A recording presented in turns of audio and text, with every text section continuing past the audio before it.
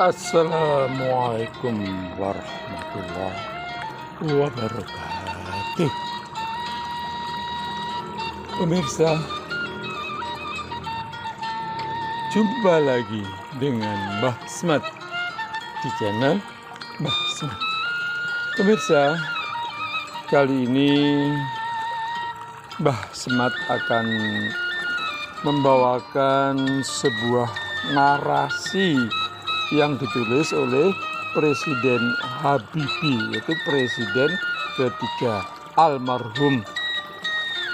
Beliau menuliskan narasi ini pada tanggal 8 Januari 2019, jadi 8 bulan sebelum beliau wafat.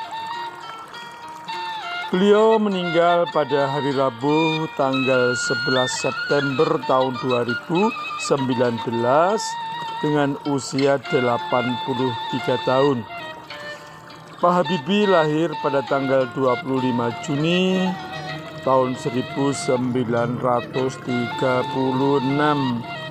Jadi 83 tahun kemudian, yaitu tepatnya pada tanggal 11 September 2019, beliau meninggalkan kita semua. Inna lillahi wa inna ilaihi raji'un. Segala sesuatu itu datangnya dari Allah dan kembali kepadanya. Pemirsa, ternyata apa yang ditulis oleh B.J. Habibie itu sudah sebuah kenyataan yang bisa menimpa siapa saja. Kita para lansia, sejenak kita baca, sejenak kita renungkan realita B.J. Habibie. Ternyata kembali ke nol. Tidak ada yang dapat dibanggakan. Dulu bangga dengan jabatan apa itu nahkoda, apa itu direktur, apa itu bos perusahaan besar. Pada tanggal 8 Januari 2019, beliau mengungkapkan ungkapan hati B.J. Habibie soal akhirat yang bikin merinding. Pidato B.J. Habibie yang viral, mantan Presiden Republik Indonesia ketiga, ini menuliskan tentang kisah hidupnya di akhir hidupnya 8 bulan sebelum beliau wafat. Bagaimana isi tulisannya, bagaimana narasinya? Marilah kita mulai. Kita awali dengan bersama-sama membaca basmalah. Bismillahirrahmanirrahim. Dengan nama Allah yang Maha Pengasih lagi Maha Penyayang. Saat kematian itu kian dekat, kalaulah sempat, nungkan untuk kita semua. Beliau berpesan, saya diberikan kenikmatan oleh Allah ilmu teknologi sehingga saya bisa membuat pesawat terbang. Tetapi sekarang saya tahu bahwa ilmu agama itu lebih bermanfaat untuk umat. Kalau saya disuruh memilih antara keduanya, maka saya akan memilih ilmu agama atau berbuat baik dan berdharma pada orang banyak. Beliau menulis lagi, sepi penghuni, istri sudah meninggal, tangan menggigil karena lemah, penyakit menggerogoti sejak lama. Duduk tak enak, berjalan pun tak nyaman.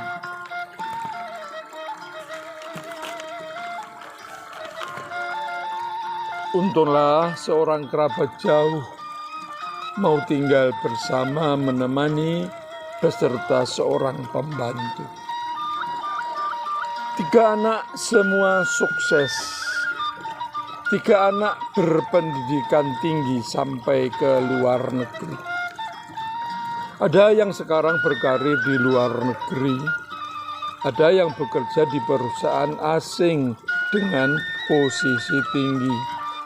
Ada pula yang jadi pengusaha. Soal ekonomi, saya angkat 2 jempol. Semua kaya raya. Namun saat tua seperti ini, aku merasa hampa. Ada pilu mendesak di sudut hatinya. Tidur tak nyaman. Aku berjalan memandangi foto-foto masa laluku. Ketika masih perkasa dan energik yang penuh kenangan. Di rumah yang besar, dia merasa kesepian. Tiada suara anak dan cucu. Hanya detak jam dinding yang berbunyi teratur. Punggung terasa sakit sekali. Air liur keluar dari mulutnya.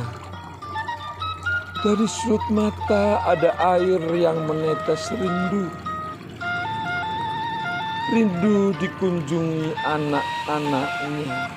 Tapi semua anak-anaknya pada sibuk dan tinggal jauh di kota atau negara lain. Ingin pergi ke tempat ibadah, namun badan tak mampu berjalan. Sudah terlanjur melemah.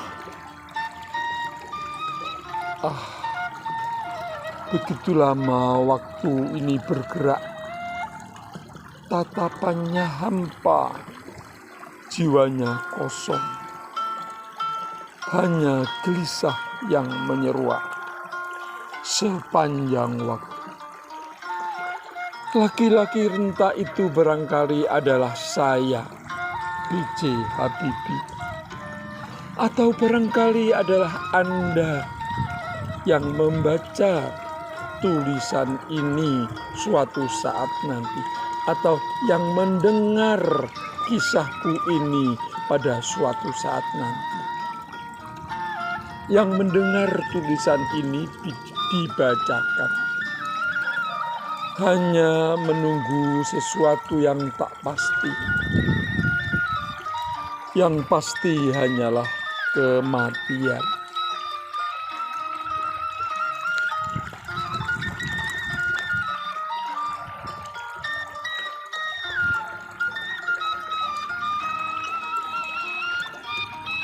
Rumah besar tak mampu lagi menyenangkan hatinya.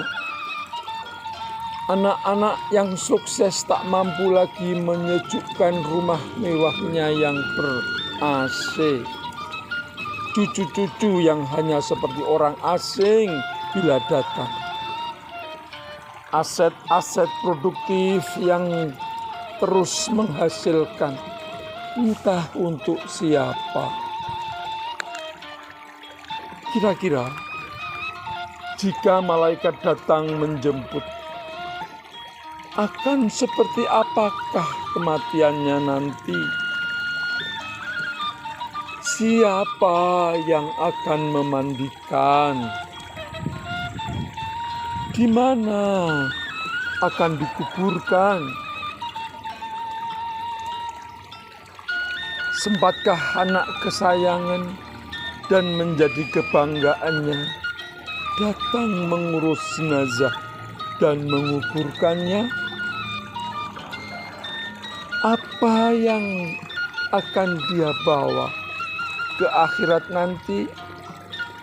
Amal apa yang akan dibawa ke akhirat nanti? Rumah akan ditinggal, aset juga akan ditinggal pula. Anak-anak entah apakah akan ingat dan berdoa untuk ayahnya. Apakah akan ingat berdoa untuk kita atau tidak? Sedang ibadah mereka sendiri saja belum tentu dikerjakan. Apalagi jika anak tak sempat dididik sesuai dengan ajaran agama Islam.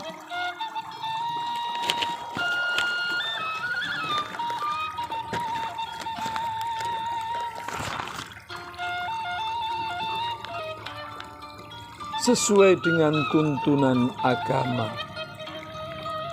Ilmu agama hanya sebagai sisipan saja. Kalaulah sempat menyumbang yang cukup berarti di tempat ibadah, rumah yatim, panti asuhan, atau tempat-tempat di jalan Allah lainnya.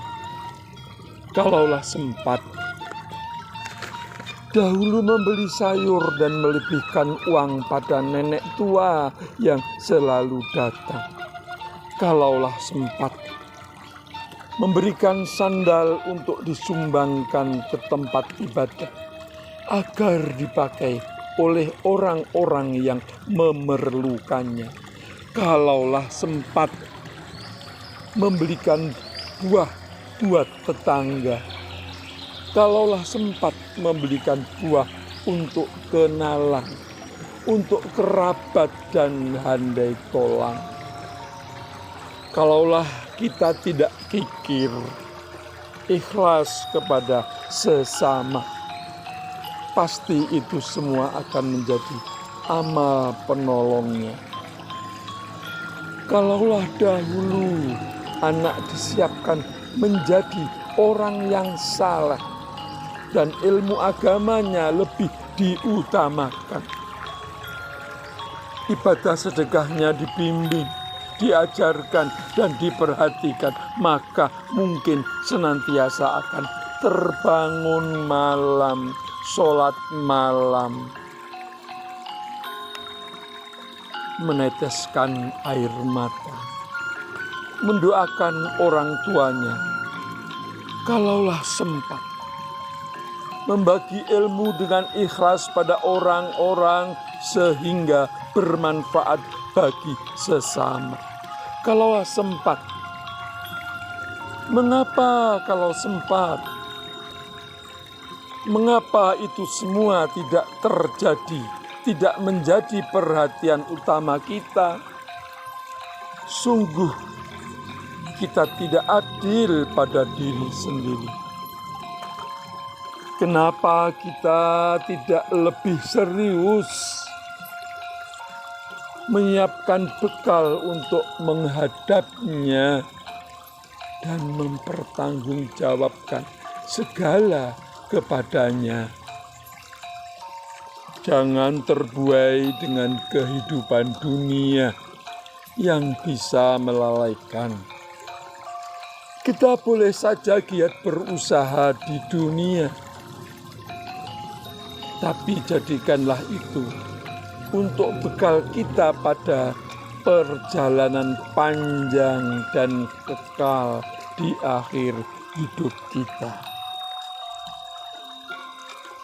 Teruslah menjadi si penabur kebaikan selama hayat masih dikandung badan. Meski hanya sepotong pesan. Semoga bermanfaat. Tertanda Profesor Dr. Ing B.J. Habibie. Demikian tadi narasi tulisan yang ditulis oleh beliau almarhum Bapak B.J. Habibie. Kita sekarang tinggal mengenangnya. Tulisan ini ditulis 8 bulan sebelum beliaunya wafat, yaitu pada tanggal 8 Januari 2019. Bapak B.J. Habibie mengungkapkan hatinya soal akhirat. Baiklah, saya ulangi beberapa bagian tulisan atau narasi Bapak mantan Presiden Republik Indonesia yang lahir pada tanggal 25 Juni tahun 1936 dan wafat atau meninggal pada Rabu 11 September 2019 di rumah sakit karena menderita gagal jantung. Tepatnya pada pukul 18:05 beliau menghembuskan nafasnya di Rumah Sakit Gatot Subroto, Jakarta. Beliau berpesan, "Saya diberikan kenikmatan oleh Allah ilmu teknologi sehingga saya bisa membuat pesawat terbang. Tetapi sekarang tahu bahwa itu semua tidak ada artinya. Bahwa ilmu agama itu lebih bermanfaat untuk umat. Kalau saya disuruh memilih antara keduanya, maka saya akan memilih ilmu agama atau berbuat baik dan berdharma pada orang banyak." Beliau melukiskan sepi penghuni. Istri sudah meninggal. Tangan menggigil karena lemah. Penyakit menggerogoti sejak lama. Duduk tak enak, berjalan pun tak nyaman. Untunglah seorang kerabat jauh mau tinggal bersama, menemani beserta seorang pembantu. Jadi Bapak B.J. Habibie ini tatkala di akhir hidupnya beliau hanya ditemani oleh seorang kerabat jauh dan seorang pembantu. Berhari-hari menghabiskan waktunya jauh dari sanak saudara, apalagi anak kesayangannya. 3 anaknya memang sukses. Dikatakan oleh B.J. Habibie dalam ekonomi angkat jempol, tetapi kurang perhatian. 3 anak sukses semua, berpendidikan tinggi sampai ke luar negeri. Ada yang berkarir di luar negeri, ada yang bekerja di perusahaan asing dengan posisi tinggi, ada pula yang jadi pengusaha. Soal ekonomi saya angkat 2 jempol, kata beliau. Semuanya kaya raya. Namun saat tua seperti ini, aku merasa hampa.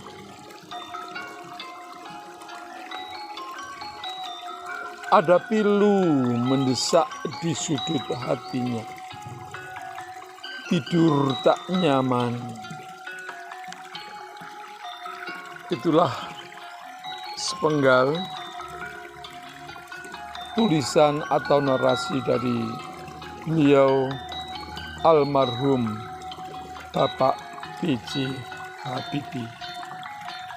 Ditulis 8 bulan sebelum beliau wafat. Dan beliau berpesan, Bagi yang menjabarkan catatan ini, semoga menjadi sedekah dan ilmu dan ladang amal soleh. Teruslah menjadi si penabur kebaikan selama hayat masih dikandung badan, meski hanya sepotong sang. Semoga bermanfaat. Tertanda Profesor Dr. Insinyur B.J. Habibie. Demikian tadi pemirsa yang budiman, jangan lupa subscribe channel Mbah Semad. Tonton terus channel Mbah Semad. Channel Mbah Semad berisi tentang ilmu, tentang hal-hal yang bermanfaat bagi kita semua. Akhirnya, billahi taufik wal hidayah. Wassalamualaikum warahmatullahi wabarakatuh.